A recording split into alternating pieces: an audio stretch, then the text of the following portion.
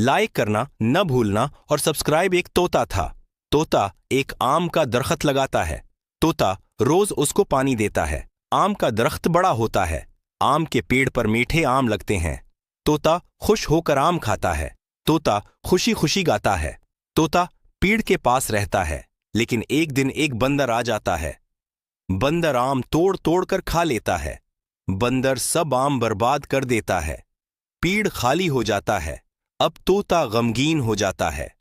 तोता अकेला बैठकर रोने लगता है। तोता अपने आम याद करके आंसू बहाता है। लाइक और सब्सक्राइब नहीं किया